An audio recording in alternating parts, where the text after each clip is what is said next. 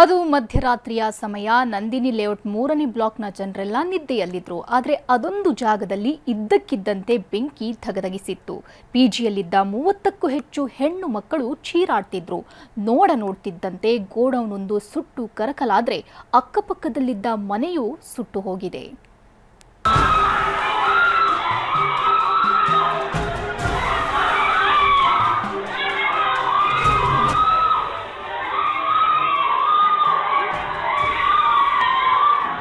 ಚೀರಾಡ್ತಿದ್ದಾರೆ.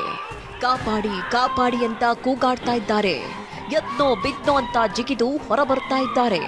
ಭಯದಿಂದ ಅತ್ತಿಂದಿತ್ತ ಓಡಾಡ್ತಾ ಇದ್ದಾರೆ. ಯುವತಿಯರ ಚೀರಾಟಕ್ಕೆ ಕಾರಣವೇ ಬೆಂಕಿ.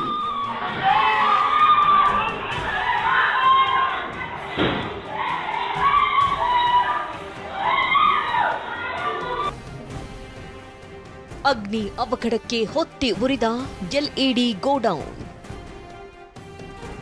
ಪಿಜಿಯು ಧಗಧಗ, ಯುವತಿಯರು ದಿಕ್ಕಾಪಾಲು.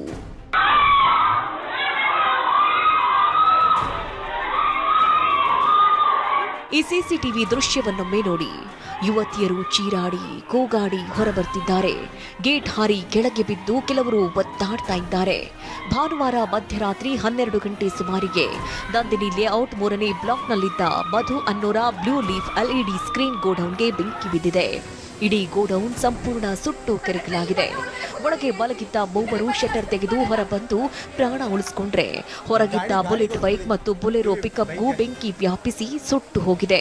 ನಂದಿನಿ ಲೇಔಟ್ ಅಲ್ಲಿರುವಂತಹ ಎಲ್ಇಡಿ ಸ್ಕ್ರೀನ್ಗಳನ್ನು ಅಂದ್ರೆ ಬೇರೆ ಕಡೆ ಪ್ರಿಪೇರ್ ಮಾಡ್ಕೊಂಡು ಬಂದು ಇಲ್ಲಿ ಶೇಖರಣೆ ಮಾಡಿಟ್ಕೊಂಡು ಇಲ್ಲಿಂದ ಬೇರೆ ಬೇರೆ ಶಾಪ್ಗಳಿಗೆ ಡಿಸ್ಟ್ರಿಬ್ಯೂಟ್ ಮಾಡುವಂತಹ ಒಂದು ಗೋಡನ್ ಇದು. ಇಲ್ಲಿ ಶಾರ್ಟ್ ಸರ್ಕ್ಯೂಟ್ ನಿಂದ ಬೆಂಕಿ ಹೊತ್ಕೊಂಡು ಮಧ್ಯರಾತ್ರಿ ಬೆಂಕಿ ದಗದಗಿಸಿರುವಂಥದ್ದು.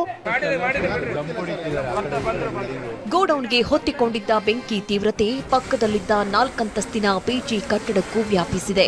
ಪಿಜಿಯಲ್ಲಿದ್ದ 30ಕ್ಕೂ ಹೆಚ್ಚು ಯುವತಿಯರು ಗೇಟ್ ಹಾರಿ ಪಕ್ಕದ ಟೆರೆಸ್ ಮೇಲೆ ಹೋಗಿ ಜೀವ ಉಳಿಸಿಕೊಂಡಿದ್ದಾರೆ.